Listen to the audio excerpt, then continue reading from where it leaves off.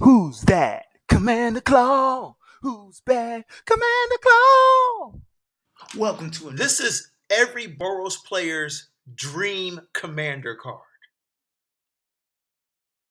Well, I'm your host, Commander Claw. If you're new to the channel, welcome. I'm ecstatic to bring you a Boros commander that does everything that you really want Boros to do. This is a good stuff commander, and it's versatile, very versatile. Sami Wildcat Captain for 4 and Boros. Sorry. 4/4 body. Legendary human artificer rogue. She has double strike. She has vigilance. I will always tell y'all in my videos, double strike is the most powerful keyword ever. Anyways, spells you cast have affinity for artifacts. That means they cost 1 generic less to cast for each artifact you control. So you already know colorless spells and artifacts, we want to play those for free. And if you have enough artifacts on the battlefield, which you probably can do pretty quickly because treasure tokens are artifacts, you are casting X spells at a reduced cost. You're casting high CMC spells at a reduced cost. You're casting artifacts at 0 cost. And you're casting Eldrazi's at 0 cost. Let's begin with these cards. So before I forget, at the end of the video, there is episode 2. Anyways, Excalibur Sword of Eden is a great card to do commander damage. This is a legendary artifact equipment that costs 12 mana. This spell costs X less to cast, where X is the total mana value of historic permanents you control. Artifacts, legendaries, and sagas are historic. Equipped creature gets +10, +0, and has vigilance. Equipped legendary creature for 2. So, if you, let's just say you have Sami on the battlefield, right?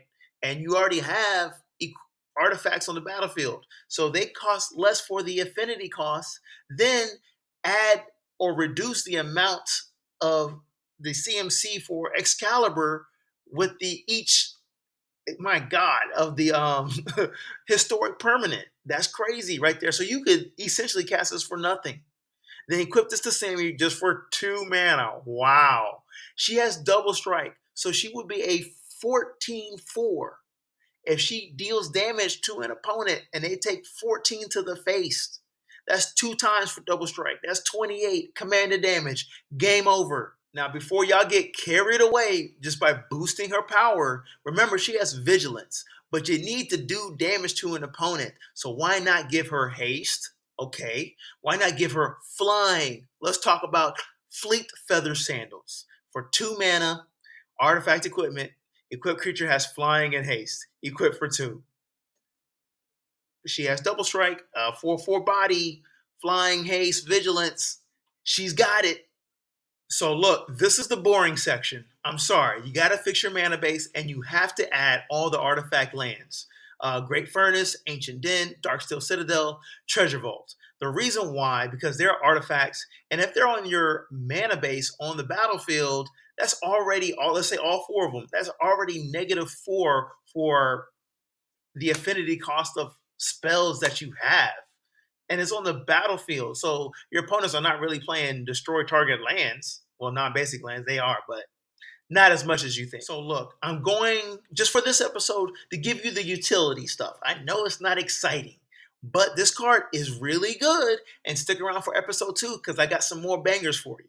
Anyway, Canoptic Scarab Swarm for 4 mana is a 1/1 body artifact creature insect. Has flying. It has feeder mandibles. Says when Canoptic Scarab Swarm enters the battlefield, exile target player's graveyard. For each artifact or land card exiled this way, create a 1/1 colorless insect artifact creature token with flying. Okay, let's unpack this. You get to exile a target player graveyard. And if they have 5 artifacts and maybe 2 lands, you would make 7 1/1 colorless insect artifact creature tokens with flying that count towards the affinity if you have Sami on the battlefield. So this is just for 4 mana, a way to go wide, create more artifacts, and to create flyers. You hear me? Flyers. Nasty. So just back to that example, if you have 7 of those insects, what do you know? Eldrazi's come into play, and your spells have affinity for artifacts if Sami's on the battlefield.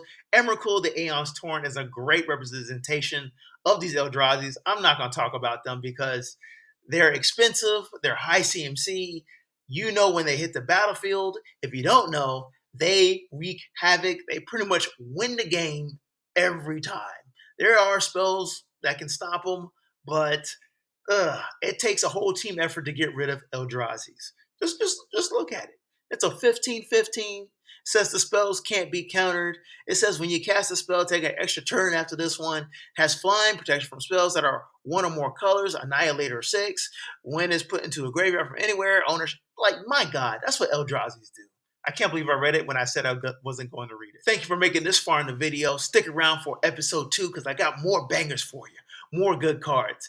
And let me know in the comment section below of any other cards that you highly recommend for Sami Wildcat Cap.